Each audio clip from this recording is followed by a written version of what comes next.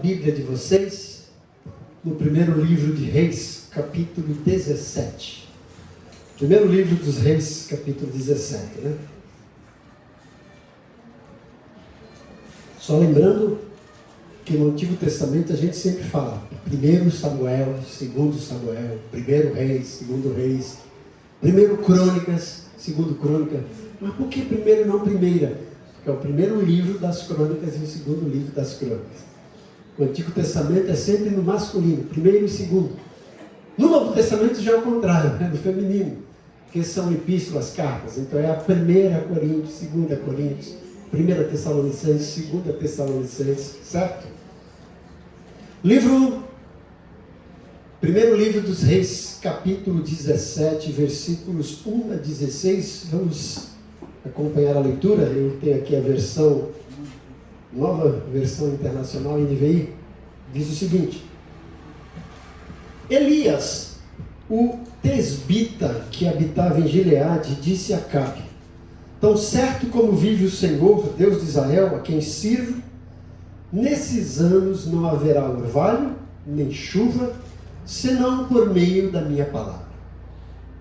Depois a palavra do Senhor veio a Elias dizendo: retira-te daqui, vai para o leste e esconde-te perto do ribeiro de Querite, a leste do Jordão. Beberás do ribeiro, e eu ordenei aos corvos que ali te sustentem. Elias partiu e fez conforme a palavra do Senhor, e foi habitar perto do ribeiro de Querite, a leste do Jordão. Os corvos lhe traziam pão e carne pela manhã, como também pão e carne à tarde, e ele bebia do ribeiro. Mas decorrido alguns dias, o ribeiro secou, porque não havia chovido na terra. Então veio-lhe a palavra do Senhor dizendo: levanta-te, vai viver em Sarepta, no território de Sidom. Ordenei ali a uma viúva que te sustente. Ele partiu para Sarepta, e quando chegou à entrada da cidade, estava ali uma viúva apanhando lenha. Ele a chamou e lhe disse: traze-me, por favor, uma vasilha com um pouco de água para eu beber. Quando ela saiu para buscá-la, ele a chamou e lhe disse: traze-me também um pedaço de pão. Ela, porém, respondeu: tão certo como vive o Senhor teu Deus, não tenho pão nenhum, mas apenas um punhado de farinha na vasilha e um pouco de azeite na botija. Estou apanhando 2 gravetos para ir prepará-lo para mim e para meu filho. Nós o comeremos e depois morreremos. Então Elias lhe disse: não temas, vai, faze como disseste, mas primeiro faz para mim um bolo pequeno e traze-o aqui. Depois o farás para ti e para teu filho, pois assim diz o Senhor, Deus de Israel: a farinha da vasilha não acabará, e o azeite da botija não faltará, até o dia em que o Senhor fizer chover sobre a terra. Ela foi e fez conforme a palavra de Elias. Assim ela e sua família comeram durante muitos dias. A farinha da vasilha não se acabou e não faltou azeite na botija, conforme a palavra do Senhor que ele falara por intermédio de Elias. Até aí. Eu queria que nós usássemos esse texto, e nós temos liberdade para isso, né? Usar a palavra de Deus, desde que dentro do seu contexto, sem forçar nada. Eu queria que nós usássemos esse texto pensando num título, um tema. O Deus que supre no deserto da escassez. Vou repetir. O Deus que supre no deserto da escassez. Esse texto que nós estamos lendo, alguns conhecem, outros, se não conhecem, vão conhecer. Né? O cenário não é um cenário muito propício, muito bom. Né? O cenário é de crise, gente. Acabe, que era o rei, na época, a sua malvada esposa, a rainha Jezabel, levaram Israel à tremenda apostasia, se desviaram de Deus, o reino do norte, né, Israel, as 10 tribos, e começaram a levar o povo não apenas a apostasia, mas também a idolatria, adorar falsos deuses que o povo de Israel já estava orientado de que só havia um Senhor. Mas Acabe, movido por essa malvada Jezabel, fez com que o povo se declinasse de Deus e começasse a adorar Astarote, Baal, esses deuses pagãos. E por conta disso veio o juízo de Deus, que o povo de Israel já tinha sido advertido. E no meio desse juízo, Deus revela seu caráter como o Jeová Jireh, o Deus da provisão, o Senhor que provê. Elias, orientado por Deus, foi até Acabe e peitou e disse: assim diz o Senhor, não vai chover mais aqui, enquanto ele não me direcionar para que eu traga uma palavra profética para que volte a chover. Não vai chover. Era a disciplina de Deus sobre o povo de Israel. E por isso que eu coloquei esse título: o Deus que supre no deserto da escassez. E o povo de Israel estava vivendo esse período de escassez, não estava chovendo. Portanto, também a colheita era quase que nada, porque dependia da chuva. E esse texto nos ensina que o suprimento de Deus não está limitado à economia dos homens, mas à fidelidade de sua palavra. Veja que a provisão está acabando, mas Deus trata os seus escolhidos de uma maneira diferenciada. No meio dessa escassez, Deus mostra o seu poder sobrenatural e supre de um lado o seu profeta, e depois de outro lado uma viúva para quem ninguém daria nada. Então, logo nos versículos 2 a 6, nós temos aqui mostrando o suprimento que vem do alto, através de milagres incomuns, no meio daquela apostasia, no meio daquela disciplina para o povo de Israel, por causa da maldade, da idolatria e da apostasia de Acabe e sua esposa. Todo o povo de Israel, o povo de Israel vivendo essa escassez, mas Deus está cuidando do seu profeta de uma forma milagrosa, através de milagres incomuns. O milagre já é incomum, né? Mas quando a gente vê a maneira de Deus agir, a gente fica surpreso, atônito com isso. Deus começa tratando de Elisa lá no ribeiro de Querite, onde tinha um pouquinho de água. Deus manda ele lá nos versículos 2 a 6. E aí a gente vê o improvável aos nossos olhos humanos. Deus usa corvos, gente. Seria hoje urubus, né? Aves de rapina, que por natureza comeriam a carne. Mas Deus usa essas aves para ir lá levar exatamente carne para o profeta. Olha lá que Deus maravilhoso. Deus manda um churrasqueiro, né? Improvável, para levar a carne fresca para Elias. E ainda ele tomando daquela água. E, gente, veja que coisa.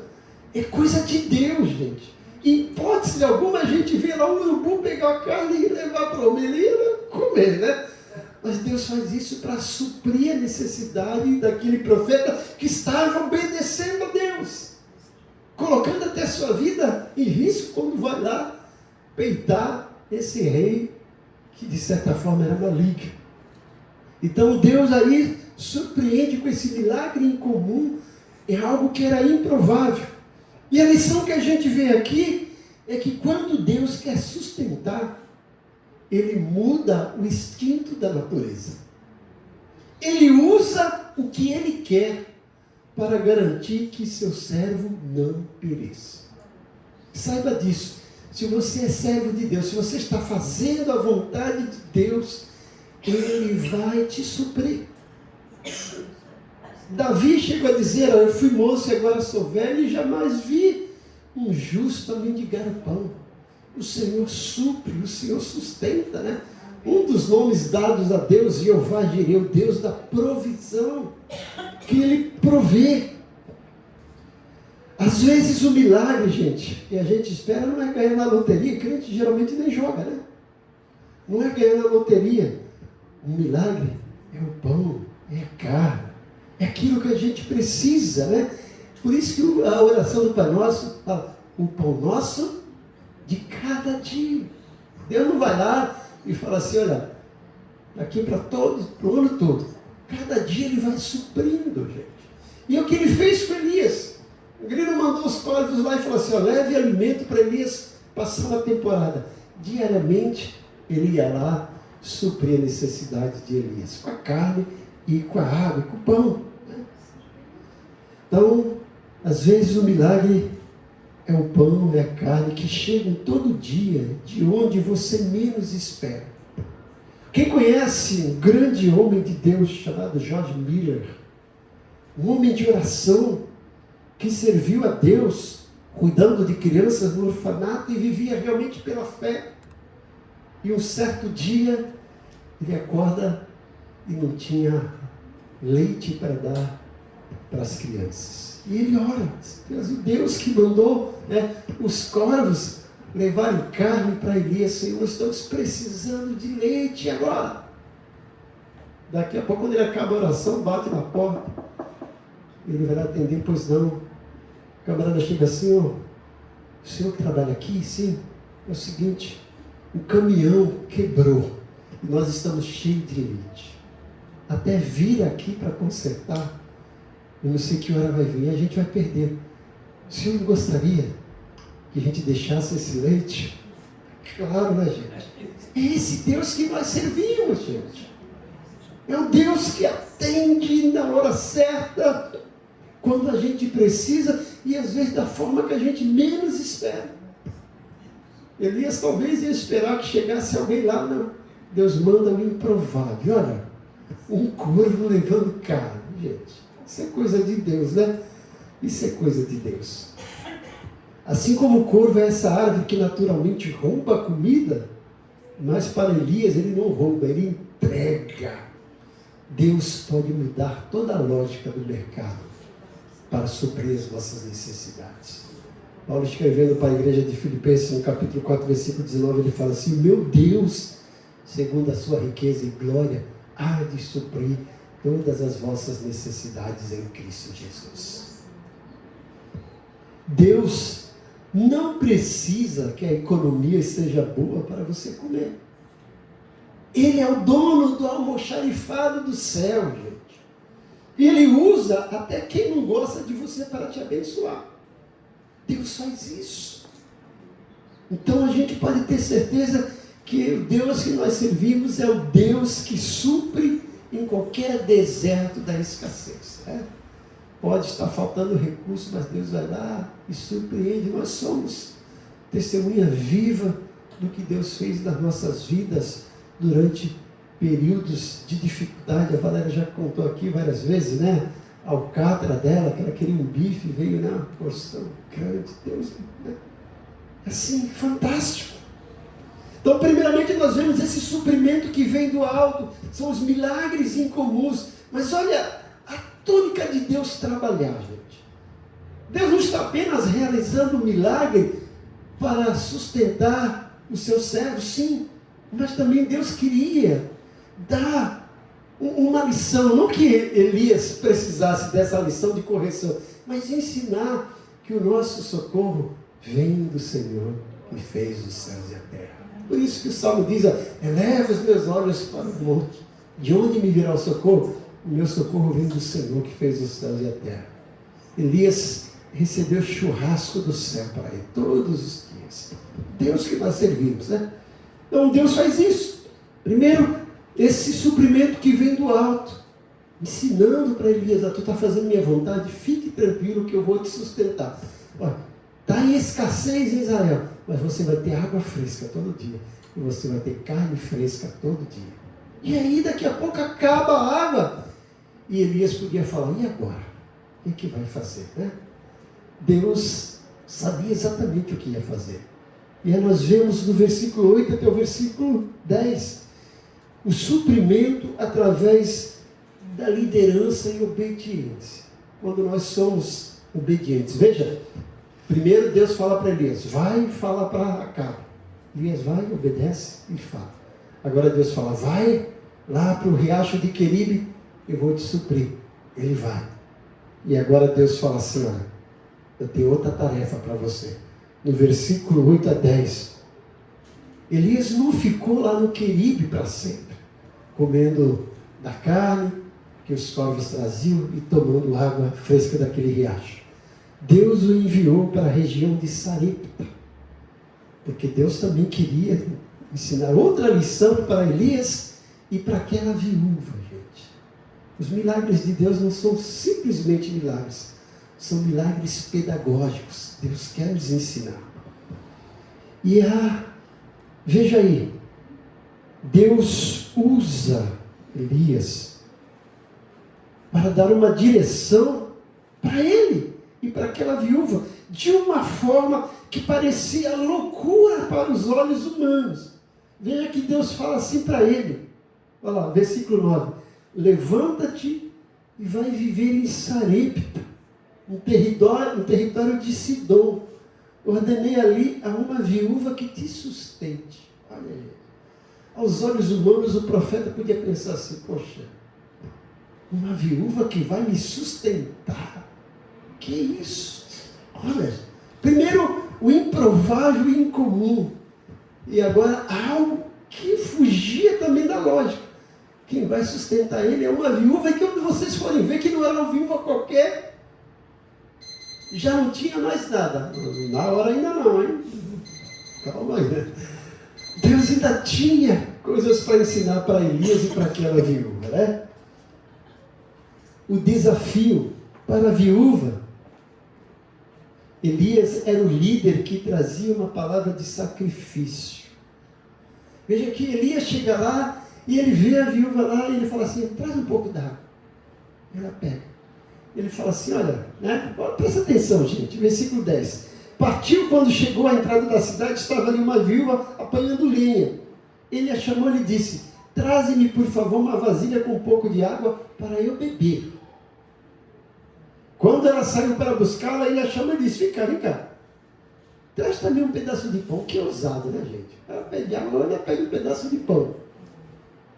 Aí ela, porém, respondeu, tão certo como vive o Senhor teu Deus, não tenho pão nenhum, mas apenas um punhado de farinha na vasilha e um pouco de azeite na botija.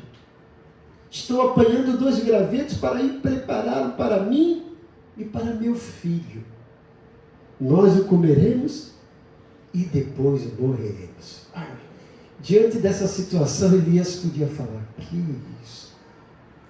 Oh Deus, o que você está fazendo comigo? Se eu me tira de lá, eu comendo carne fresca, e agora fala que eu vou ser sustentado por uma viúva que não tem nada.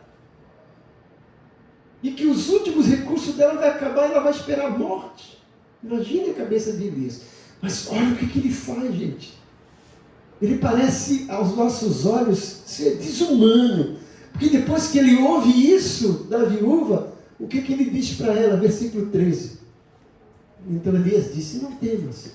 Vai, faz como dissesse. Mas primeiro, faze um bolo pequeno e traze aqui.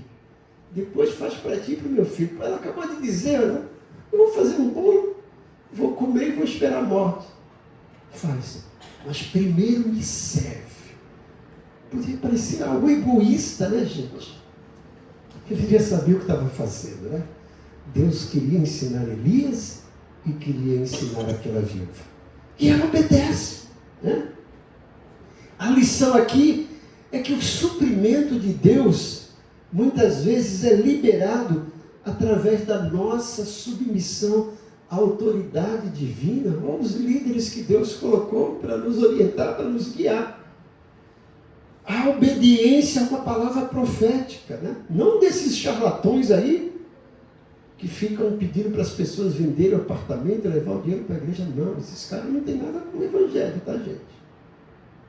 Mas os caras sérios de Deus, Deus supra, né? E pode levar a sério quando eles falam.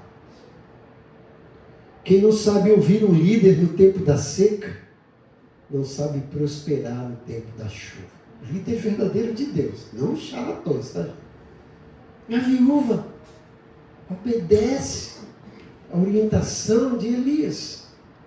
E está lá, meio que atônita, né? Meio que incrédula, mas está fazendo.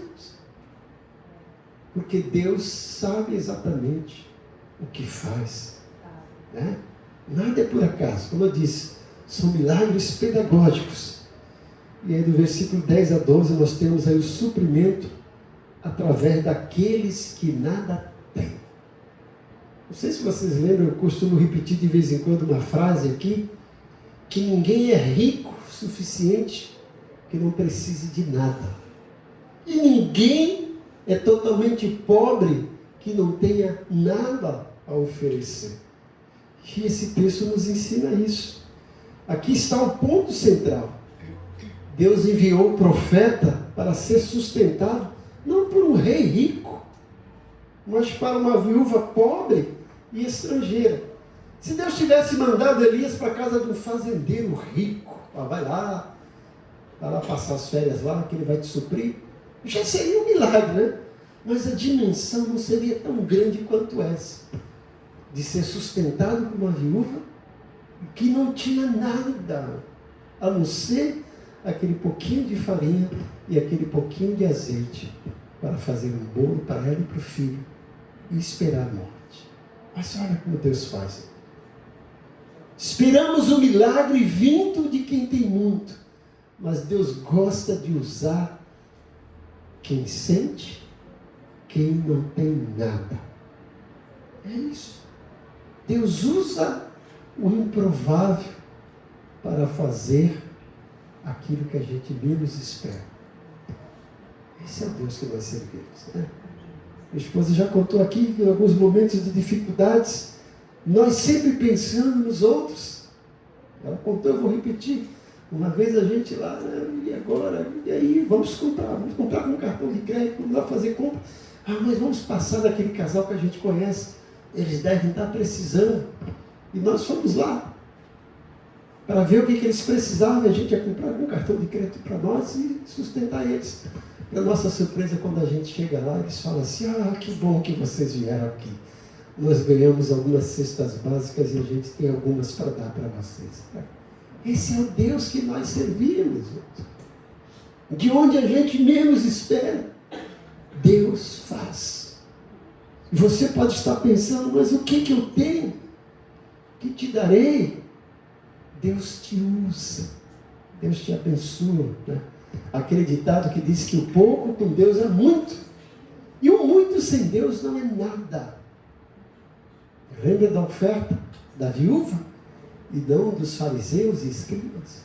Deus faz isso, gente. A viúva tinha apenas um punhado de farinha.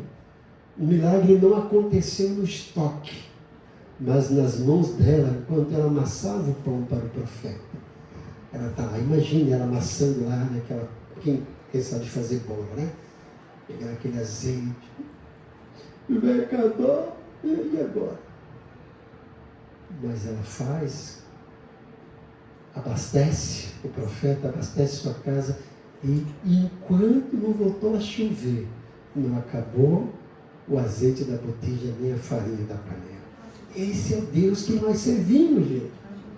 A lição aqui é que Deus usa pessoas improváveis, até mesmo marginalizadas e cansadas, para serem canais de bênção. Se você acha que não tem nada para oferecer, você é o candidato perfeito para o milagre da multiplicação. Veja, o milagre é de multiplicação. Como é que a gente multiplica se não tem nada para ser multiplicado? Lembra lá da multiplicação dos pães? Olha, 5.000 homens, sem contar mulheres e crianças. O que nós temos? Nada. Não, mas tem aí um rapaz que tem 5 pães e 2 peixinhos. Chama ele. E Jesus ora e começa a distribuir aqueles pães. Alimenta 5.000 homens, sem contar mulheres e crianças. E ainda sobra 12 cestos cheios. Eu fico imaginando cada discípulo incrédulo carregando um cesto cheio daquilo. Esse é o Deus que nós servimos, gente. A matemática de Deus não está condicionada à lógica humana. Deus é o Senhor, conforme Paulo fala em Efésios 3:20. Ele é poderoso para fazer infinitamente mais do que tudo que pedimos ou pensamos. Ele não termina aí. Ele fala, conforme a eficácia do seu poder que opera em nós. Deus usou urubus, agora está usando uma viúva para sustentar aquele profeta, e está usando uma palavra profética daquele profeta para sustentar aquela viúva. Quando a gente se oferece para servir a Deus, Ele cuida das nossas necessidades. Ele jamais vai nos deixar padecer, ficar lá sem ter o que comer. Deus é especialista em milagres. Às vezes achamos que para ajudar alguém, ou para Deus nos usar, precisamos ter um estoque cheio. É uma conta bancária, muito dinheiro, muito conhecimento, muita santidade. Não. Deus usa o improvável. Deus usa às vezes aquelas pessoas desempregadas para suprir a necessidade de alguém que está passando por um momento de dificuldade. Deus usa às vezes cada um de nós, sem a gente perceber, para levar um prato de comida para o nosso vizinho, para fazer um bolo, levar, para chamar ele para tomar um café, para pagar uma pizza para ele. A gente às vezes fala, meu amigo, e a gente às vezes não sabe que é a voz do Espírito Santo falando ao nosso ouvido para a gente assistir aquela pessoa. E eu digo por experiência própria, é bom quando a gente é alvo do milagre de Deus, quando Deus usa alguém para abençoar a nossa vida. Mas é muito melhor quando Deus usa a nossa vida para abençoar a vida de alguém. Eu tenho isso comigo. A gente tem esse propósito. A gente investe no reino dele. No reino dele a gente não gasta, a gente investe. E Deus sempre supre. Com certeza. A gente pode confiar em Deus. O milagre não estava lá no saco de farinha, guardado no armário da viúva. O milagre não estava no estoque de azeite que ela tinha, não tinha. Mas o milagre estava no punhado que ela tirou para dar. Porque o texto diz, versículo 14, né? Versículo 13. Não temas, vai e faze como disseste, mas primeiro faze para mim um bolo pequeno e traze-me aqui, depois fará para ti e para teu filho. Pois assim diz o Senhor, ele ia dizendo para ela, Deus de Israel, a farinha da vasilha não vai acabar, e o azeite da botija não faltará, até o dia em que o Senhor fizer chover sobre a terra. Aí ela foi, fez o quê? O texto diz o 15. Conforme a palavra de Elias. Assim ele, ela e sua família comeram durante muitos dias. E ele sintetiza no versículo 16. A farinha da vasilha não se acabou, não faltou azeite na botija, conforme a palavra do Senhor que ele falara por intermédio de Elias. Ela não precisou ir lá na lavoura tirar mandioca para ralar, para fazer farinha, porque até nem tinha. Não estava chovendo, gente. Mas, aquela farinha foi multiplicando. Ela tirava, fazia bolo, fazia o que precisava e continuava. Quanto mais ela tirava, gente, presta atenção nisso. Se ela não tirasse a farinha, o que ia acontecer? Ia ficar só aquele bocado de farinha. Mas olha a matemática de Deus, olha o milagre. Quanto mais ela tirava, mais vinha. Na matemática de Deus, quanto mais a gente doa, mais Deus supre quando a gente retém. Eu falo que tem alguns crentes que eu falo que são crente mão de vaca, crente mocotó, mão fechada. Você já tentou pegar alguma coisa com a mão fechada? Imagine Deus mandar a bênção. Não segura. tem que estar com a mão aberta. É assim, gente. É assim. Quanto mais a gente se dispõe para ser usado por Deus, para assistir à necessidade de alguém, mais Deus abençoa. E eu não quero com isso que vocês entendam mal, não é para você sair aí e começar no semáforo, dar dinheiro para os psíquicos, eles vão usar droga. Você não está fazendo bem, está fazendo mal para ele. Você quer ajuda? Eu vou arrumar uma casa de recuperação para você. Você quer mudar de vida? É que eu vou falar de Jesus para você.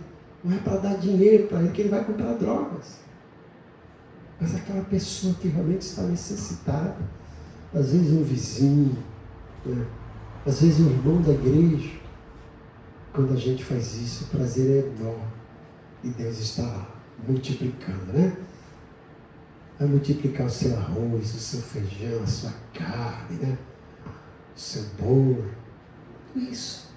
Quando a gente dispõe, né? O milagre não acontece na retenção. Acontece na liberação. O pouco com Deus não é apenas suficiente. É o começo de um transbordamento. Lembre-se disso, gente.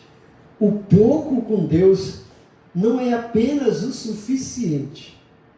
É o começo, é o início de um transbordamento.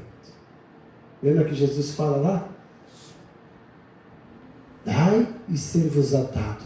Medida recalcada, sacudida, transbordante. É isso. Ele não fala, olha, vai ser dado para vocês. Dá e ser-vos-á dado. Quando a gente deu, você já pensou nesse acróstico do verbo doar, da primeira pessoa, doe, D-O-E. Pensa nisso, doe, D-O-E. Doe primeiro para Deus, depois para os outros e depois eu. Quando eu me coloco para doar para Deus e ser usado por Deus para doar para o outro, Deus vem e supre a minha necessidade. Às vezes a gente não pensa nisso. Tem crente que tem aquele lema, né? Cada um por si e Deus por todos. Não é isso? Crente não é assim. Crente é o lema dos mosqueteiros. Qual é o lema dos mosqueteiros? Um por todos e todos por um. É assim que Deus faz, gente. A promessa de Deus para você hoje é a mesma de Elias para aquela mulher. A farinha da panela não se acabar. Ou seja, Deus não vai deixar você ficar com fome, padecer. Se você é servo de Deus, está fazendo a vontade de Deus, se está acontecendo alguma coisa na sua vida, examine-se. Pense isso. O que Deus está querendo me ensinar? Foi alguma coisa que eu fiz de errado? Se for, corrige. Que lição Deus quer me ensinar? Certo? Se você está fazendo a vontade de Deus, sabe que está em obediência, descansa no Senhor. Salmo 37 fala, né? Confia no Senhor, espera nele, descansa no Senhor. Alegra-te no Senhor, deleita-te também no Senhor, e Ele satisfará os desejos do teu coração. Não tema a seca, confie na fonte. Ouça a voz de quem Deus colocou para guiar a sua vida. Mais uma vez, não são esses charlatões aí, tá? Pessoas sérias de Deus. Coloque o pouco que você tem nas mãos do Senhor. O Deus de Elias ainda está vivo. E Ele conhece a sua vida, o caminho da sua casa. Se for preciso, Ele vai te tirar de onde você está, vai te mandar para um lugar distante. Vai mandar suprimento lá do alto. Ou às vezes Ele vai te mandar para uma pessoa que você acha que jamais teria condições de ser usado por Deus para te abençoar. Ele faz isso porque Ele te ama, porque Ele se preocupa conosco, porque Ele é o Deus do impossível. Nada para Ele é impossível. Quando a gente está fazendo a vontade dEle, a gente pode crer que Ele vai suprir todas as nossas necessidades em Cristo Jesus. Curve sua cabeça, fale com Ele.